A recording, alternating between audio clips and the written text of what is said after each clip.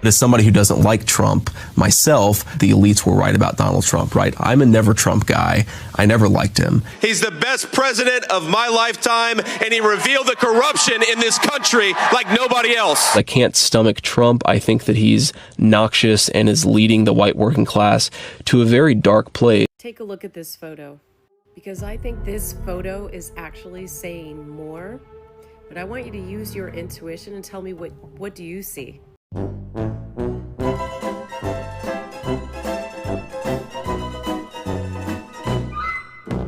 This image is significant from last night when Donald Trump addressed the nation after we found out that we had bombed Iran. So I just want to pinpoint how confused and flabbergasted JD looks here. Like, of course we know that the reason he looks like this is because he came out earlier and said that this was a bad idea. But this is some funny shit. So people are starting to speculate that JD Vance could betray DJT anytime. Some are taking it back to the symbolism, and some are taking it from the point of view of pictures that are being taken of JD Vance and DJT. With this entire Iran thing, a lot of people are saying that rumor has it that JD Vance was not notified about the attack on Iran. DJT just woke up and made the decision without taking it through his vice president. And the way people said that Elon Musk and DJT, one of them is setting up the other, of which a lot of people speculated that DJT is setting up Elon Musk for failure, which I am shocked that in this situation, Elon Musk is nowhere to be seen. He is quiet. Nothing is mentioning him. But ladies and gentlemen, I want you to tell me what you think in the comment section.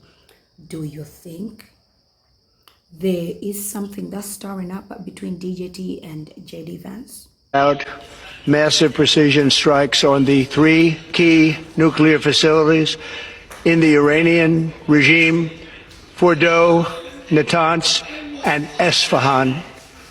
Everybody heard those names for years as they built this horribly destructive enterprise. I'm a never Trump guy. I never liked him. Project 2025.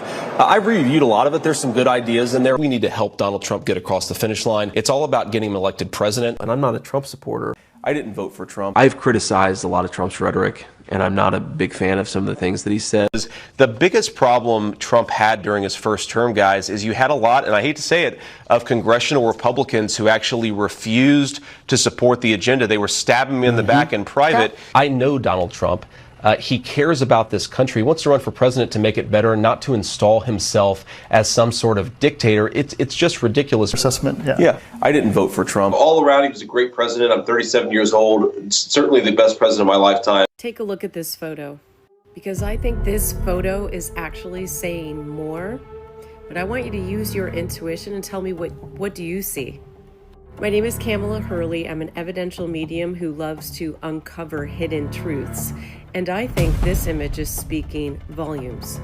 We have the blue tie, we have a step back, clenched jaw, and while Trump is declaring war, is JD Vance starting to declare independence? Because image is carefully groomed in politics, and the symbolic distance could represent a type of nonverbal messaging. While it's not an open rebellion, it is an optic outlier. And outliers are rarely accidental, because in politics, silence isn't weakness, it's strategy. This one's going to be a bit of a longer one, but I hope you'll stick around because this image is significant from last night when Donald Trump addressed the nation after we found out that we had bombed Iran.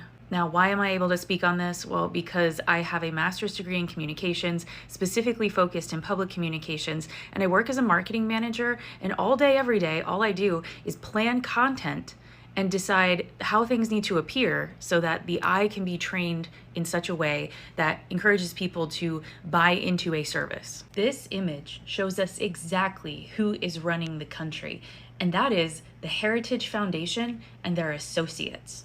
See, JD Vance, he was a nobody. He literally was a nobody, a never Trump guy who was bought and paid for by the Heritage Foundation. That is why he became the vice president nominee and is now our vice president, because they needed a talking head, someone who was maybe unknown, didn't have too much of a background out there in order to get their job done, to destroy the United States and build it from the ground up into some form of Gilead. They literally wrote a whole entire book about it called Project 2025. Which, by the way, the foreword down there was written by Kevin Roberts, who also wrote Dawn's Early Light, which is a similar book to Project 2025, its foreword written by JD Vance. And it's my assumption that the Heritage Foundation knows that bombing Iran was not good on a global stage and was not a good look for the United States, despite them wanting to destroy our nation. So look at the symbolism and look at how this is set up specifically for your viewing pleasure.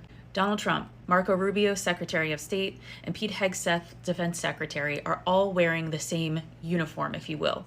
Blue suit, white shirt, red tie. They look like a uniformed front. They literally look like cookie cutters of each other in terms of their outfits. Donald Trump is a fucking moron of a president who is a talking figure who distracts from what the Heritage Foundation is truly doing behind the scenes. All you have to do is look at the headlines that Donald Trump produces versus what is listed on congress.gov as actual action happening at our federal government level. Marco Rubio is a sellout. He can be bought and paid for because all he really wants is power. He again was a never Trump guy. He is the son of 2 Cuban immigrants. He is the firstborn in the United States, yet he is encouraging and helping to carry out all of this horrible and atrocious immigration policy. He understands that he's not charismatic enough to become president of the United States, and so this is as good as it was going to get for him. Pete Hegseth, another sellout who just wants power. He is a talking head from Fox News who is loyal to Donald Trump no matter what he does. He had a failed military career. Even his own unit spoke out against him during 2020's inauguration of Joe Biden. They said that his behavior was too extreme, he had concerning tattoos, and it was too much of a risk to have him at that event. And JD Vance is the Heritage Foundation, who is absolutely on purpose separated from the other 3 amigos here. He's not only separated physically, but he is also not wearing that uniform. He is not being part of that unified front. He is wearing the blue tie with the white shirt and the suit. Not only is he physically dressed to be separate and physically placed to be separate, but during the speech last night, he made these faces. Capacity and a stop to the nuclear threat posed by the world's #1 state sponsor of terror. And he makes that face at such a strategic point in the speech. Listen to the words again. A stop to the nuclear threat posed by the world's #1. It reads as opposed, confused, not aligned, perhaps not even in agreement. And that's because the Heritage Foundation picked him, a young nobody, who didn't have much dirt on him other than the fact that he said, "I was a never Trump guy," because they knew that this guy, old and not in good health, thus opening the door for the Heritage Foundation to have the presidency to hold at least the executive branch for up to 8 years. That is, if they're playing by the rules. You're gonna sit there and tell me that this dude looks to be in good health? This is from yesterday, from the Situation Room. His hair long, he's been wearing the hat more often, not just from a branding standpoint, but I wonder truly if he is sick enough that he is losing his hair. This is entirely intentional, every little last bit of it. Even look at the spacing here, because he knows that the American people are not going to agree with going to Iran. They said that there wouldn't be boots on the ground in Iraq either. And when it is his turn, he will have this photo and video evidence to prove that perhaps he wasn't so aligned. So, AOC, Alexandria Cortez, a member of Congress representing New York, will be introducing articles of impeachment today, with Marjorie Taylor Greene's tweet, the way JD Vance stood next to Trump addressing the public on the attack on Iran. It feels like they're going to use Trump as the fall guy and install JD Vance as the next president. I think Trump's usefulness has ran out, and they need to settle everything down in the Middle East or risk losing it all. So, Iran, if you're listening, just relax for a bit. Today may be the day it starts the process. Trump was never in charge anyways.